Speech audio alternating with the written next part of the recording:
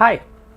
If you've come here because you're wanting to embark on the spiritual pathway, but you have no idea where to start, you see piles of information everywhere about things like meditation, the tarot, light workers, enlightenment, awakening, mindfulness, and so much more.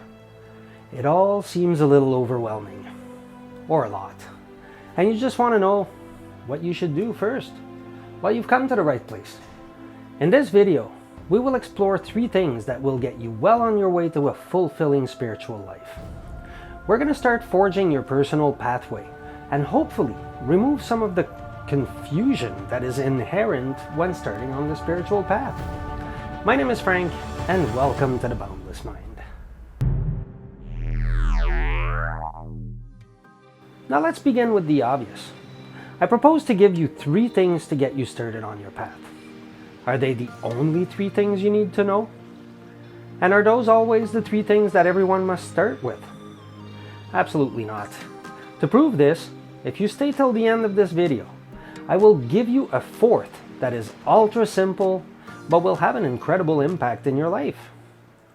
Now, we often speak of the spiritual path in a singular way, as if there was a single path that leads to enlightenment, and that is the path we must all follow. Nothing could be further from the truth. Even if I tried, I could not count the multiple ways through which one can attain the multiple levels of consciousness. I won't add to the level of confusion by describing each of those levels of consciousness. I want to keep this as basic and simple as I can. For now, all you need to know is that if you do the work and you try to follow the practices you discover, your mind will expand and you will discover new aspects of life that you could never have perceived without walking your path. Those are the levels of consciousness. Now, I said I would give you 3 things, but I will immediately add a 4th. Read. Keep reading as much as you can about spirituality. Read techniques, read philosophies, watch videos, learn as much as you can. Will you need all of it? No. You need to discover a bunch of different paths in order to find the one that calls out to you the most.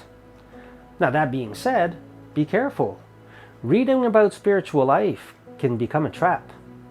And when we read about things, our brain can be somewhat tricked into thinking it's actually doing things.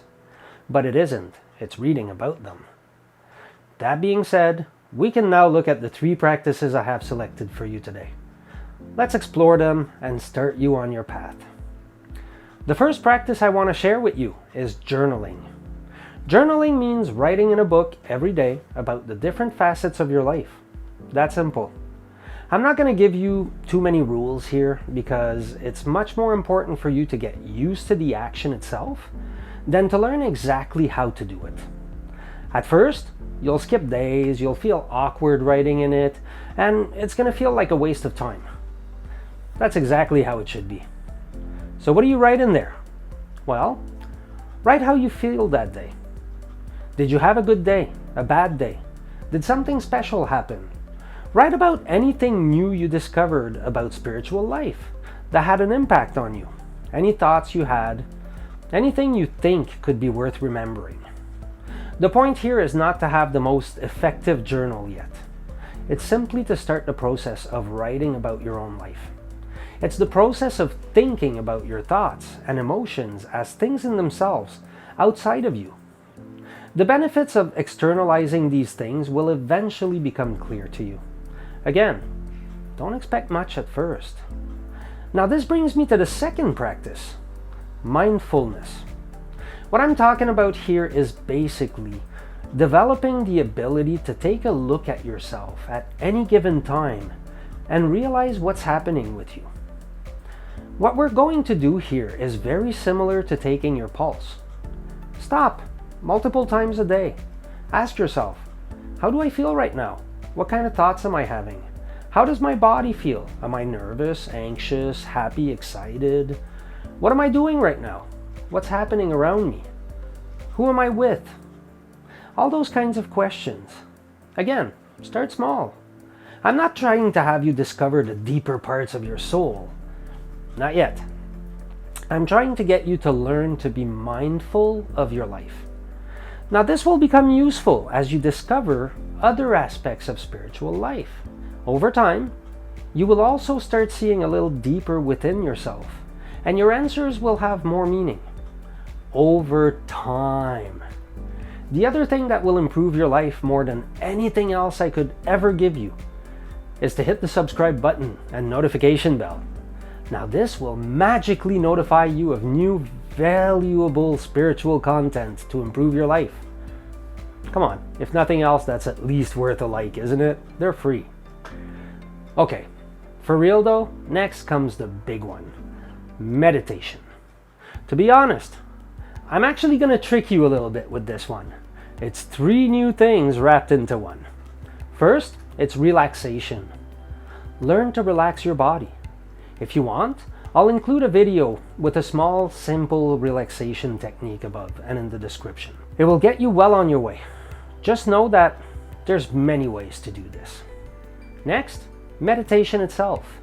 People will tell you that meditation is trying to quiet the mind. And they're not lying to you, but it'll drive you crazy to sit in meditation and try to quiet your mind at the beginning. This is where the third thing comes into play. Breathing. Now, breathing in itself is important, but make meditation a moment in the day when you breathe deeply and properly. It's more like relaxation at first, but that will get you where you want to be.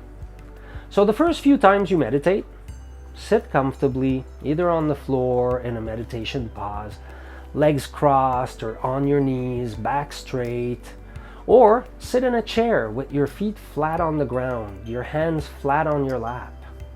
You can do this for as short as a minute or 2, or as long as you feel comfortable. Just breathe slowly and try to simply feel calmer. Now, you're going to have a million thoughts. That's okay. Just pay attention to them. As they come, let them go. Keep trying to get your thoughts back to breathing slowly. But no worries, you might not even think of the breathing once. You might just sit there and think for 5 minutes, or a minute, or 2, or whatever time you choose. Now, the results will vary, and it can take time. There's no good or bad here. It's the process of doing it repeatedly that will actually get you there. Now, once you're comfortable doing this, we'll make the breathing cyclic.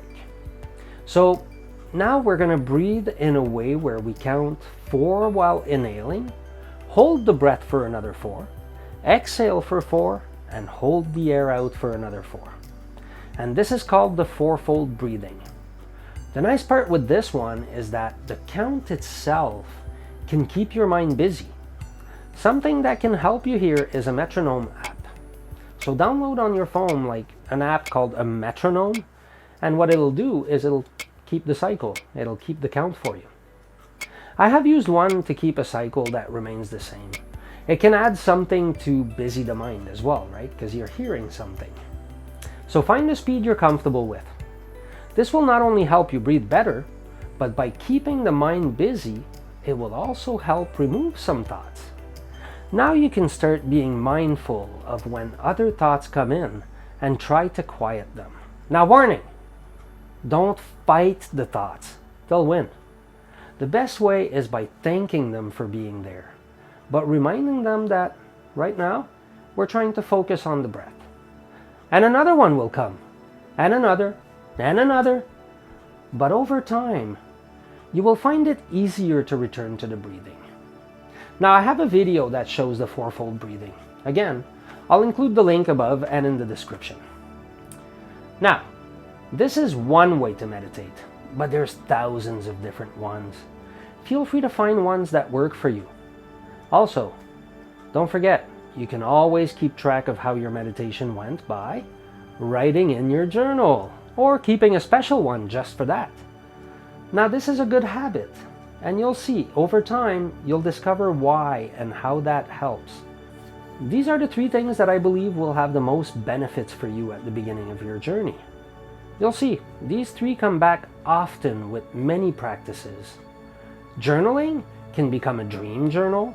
You may start doing shadow work and use a journal for that. There's many other opportunities that you'll find.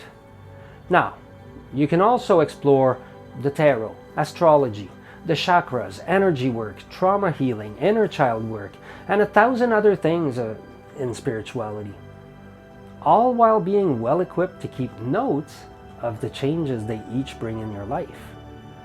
The things you have learned today may not seem like much at face value, but they're the foundation that will hold the rest of your practice for years to come.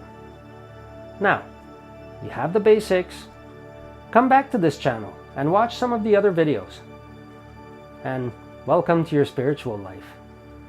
Oh, did you think I was forgetting about the bonus technique? I would never. It's a simple tool that will change your life in the most meaningful way. Believe me, you have to try it to know, and you have to try it for a certain amount of time. And it ties into journaling as well. It's a gratitude book. Every day, before bed or at a time of your choosing, really, write a minimum of 3 things that you are grateful for in your life that day.